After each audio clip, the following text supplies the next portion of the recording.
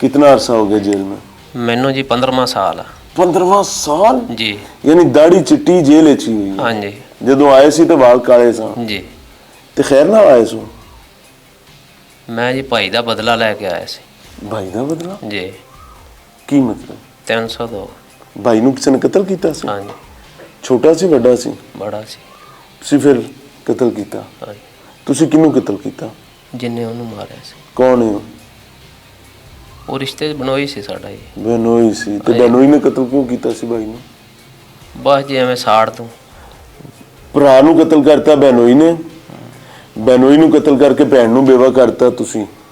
असां तो बहुत कोशिश की नहीं, मेरी अर्ज तो सुनो लेकिन ना। वो धक्के नाल ਉਹ ਭੈਣ ਜਿਹੜੀ ਬੇਵਾ ਹੋਈ ਉਹਦਾ ਇੱਕ ਭਰਾ ਪਹਿਲੇ ਮਰ ਗਿਆ, ਦੂਜਾ ਭਰਾ ਜੇਲ੍ਹ ਪਿਆ ਹੈ ਅਰਸੇ ਤੋਂ। जी। ਯਾਨੀ ਉਹਦਾ ਸਿਰ ਦਾ ਸਾਈਂ ਵੀ ਕਤਲ ਹੋ ਗਿਆ, ਉਹਦੇ ਦੋਵੇਂ ਭਰਾ भी मारे गए जेल, एक मर गया एक जेल च गए, और पूरा खानदान जो है वो अब सिर्फ जेल के चक्कर लगाते आते, जब मुलाकात आती ही नहीं आती। नहीं मुलाकात मेरे बच्चे ही आउंदे हन, बकाया सारे छड़ छोड़ मेरे गए भाई ते भैणां आउंदियां ही नहीं कोई ਤੇ नहीं। ਉਹਨਾਂ ਦਾ ਤੇ ਬਦਲਾ ਲਿਆ ਸੀ हाँ ਤੁਸੀਂ। जी बस उन्हां दी मर्जी दी गल है ना जी।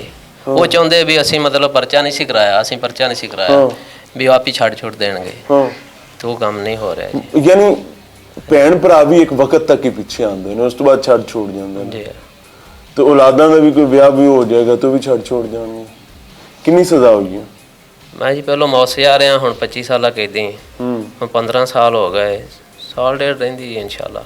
वापस ਜਦੋਂ ਜਾਓਗੇ हाँ जी ਤੇ ਕੀ ਸਲਾਹ ਹੈ? ਦੁਬਾਰਾ ਉਸੇ ਸਮੁੰਦਰ ਵਿੱਚ ਕੂਦਣਾ ਹੈ ਜਾਂ ਫਿਰ ਕੋਈ ਬਿਹਤਰ नहीं ਆਦਮੀ? जी साड़ी तो कोशिश है हर तरह बई ਅਸੀਂ ਅੱਗੇ ਵੀ ਬਚੇ ਹੀ ਰਹਿੰਦੇ ਸੀ ਜੀ। सबक कोई हमने सीखा है नहीं सीखा? ਸਬਕ ਜੀ ਬਹੁਤ ਆ, ਗੁੱਸੇ ਤੋਂ ਬਚਣਾ ਚਾਹੀਦਾ ਹੈ हाँ ਕਿਸੇ ਵੀ ਸੂਰਤ।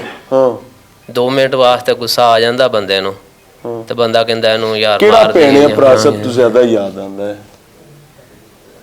ਕੋਈ ਨਹੀਂ ਜੀ, ਯਾਦ ਆਉਂਦੇ ਨੇ ਭੈਣ ਕੋਈ? ਭਰਾ ਸਾਰੇ ਹੀ ਯਾਦ ਹੁੰਦੇ ਆ। ਕਿਹੜਾ ਹੈ ਜਿਹੜਾ ਸਭ ਤੋਂ ਜ਼ਿਆਦਾ ਯਾਦ ਆਉਂਦਾ? ਭੈਣ ਹੈ ਭਰਾ ਹੈ? ਮੇਰਾ ਵੱਡਾ ਭਾਈ ਹੈ ਜੀ, ਕੀ ਨਾਂ ਹੈ? ਅਖਤਰ ਸੈਨ ਉਹਦਾ ਨਾਂ ਹੈ ਜੀ। ਅਖਤਰ ਹੁਸੈਨ। ਜੀ ਕਿੱਥੇ ਰਹਿੰਦਾ ਹੈ? ਉਕਾੜੇ ਜੀ, ਉਕਾੜੇ ਕਿਹੜੇ ਚੱਕ?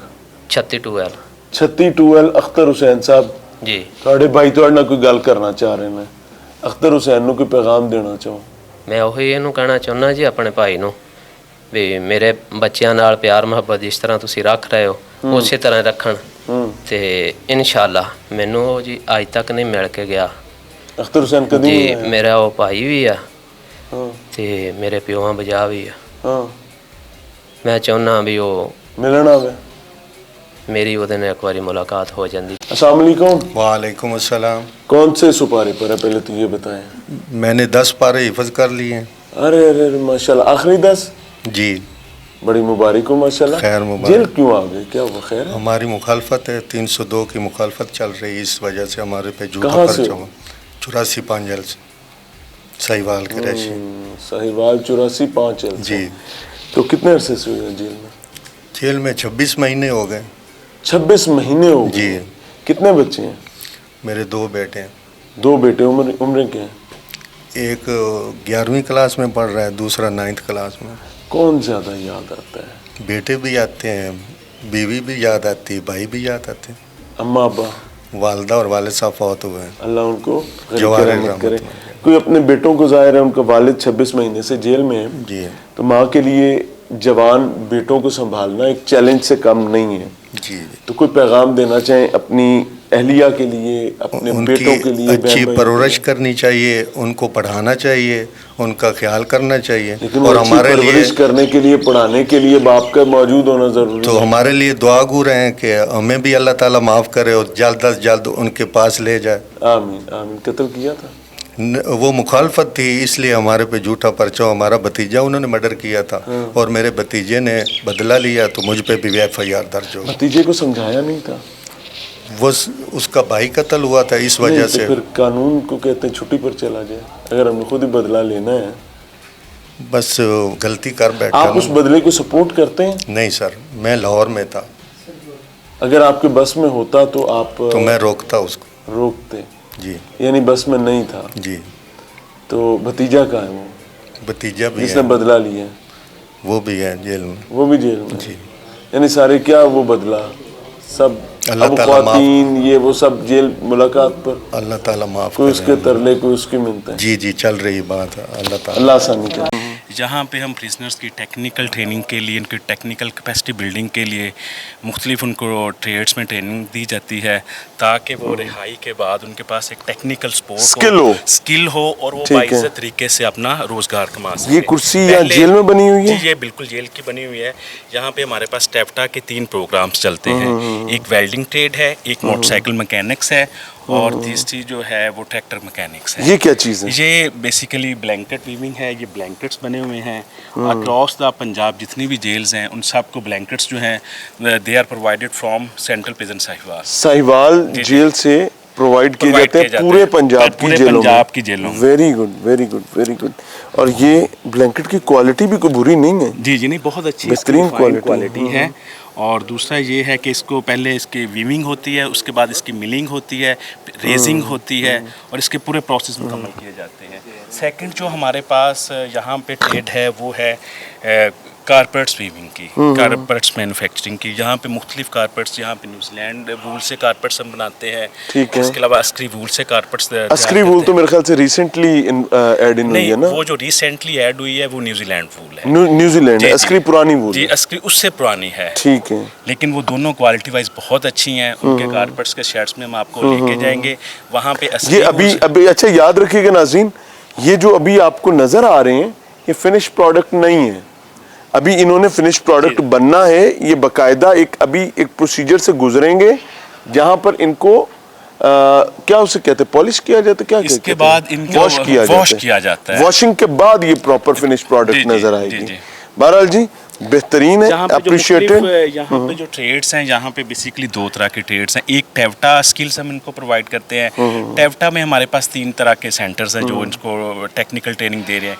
एक मोटरसाइकिल ट्रेनिंग क्लास है, एक ट्रैक्टर मैकेनिक्स की क्लास है और एक वेल्डिंग की क्लास है।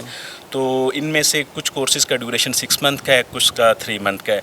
फिर वो हम ये देखते हैं कि उसकी साइकोलॉजिकल असेसमेंट के अकॉर्डिंगली हम उनको ट्रेनिंग दिलवाते हैं, ताकि ये रिहाई के बाद उनके पास एक टेक्निकल सपोर्ट हो। मैं कुछ चीज़ें नाज़रीन के सामने रखना चाहूँगा। अब आप ये देखें, ये अभी फिनिश प्रोडक्ट नहीं है, इसने अभी वॉश होने के बाद इवेंचुअली फिनिश प्रोडक्ट बनना है।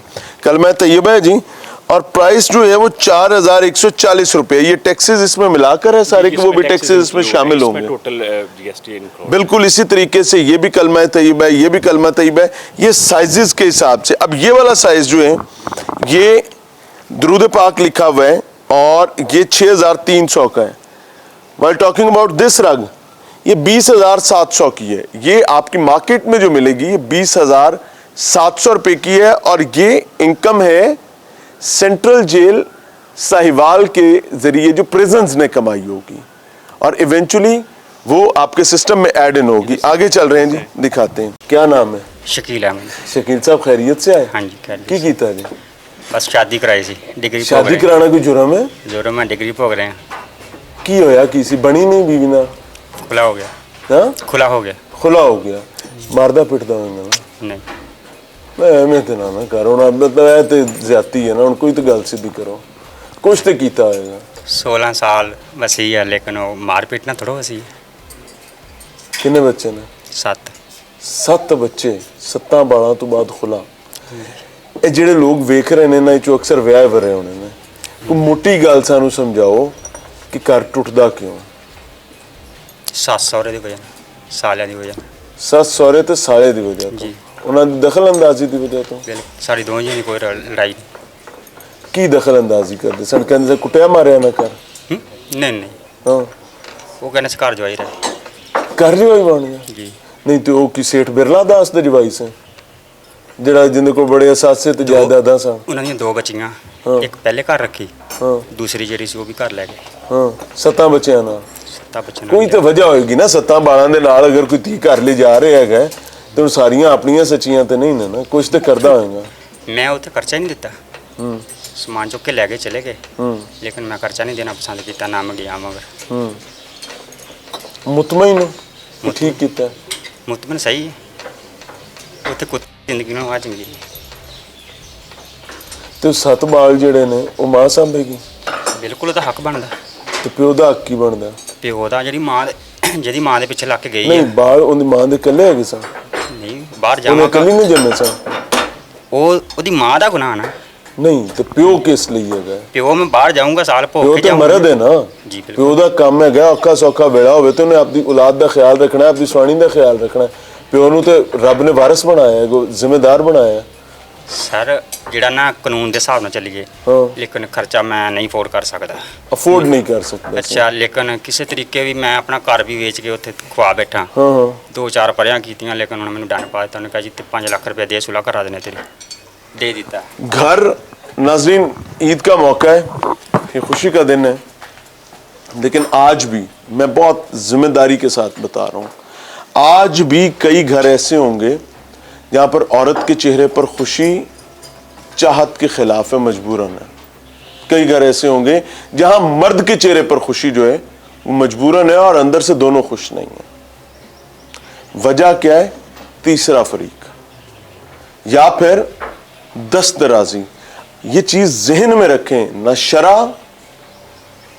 ना ही कानून दस्तदराजी की इजाजत देता है।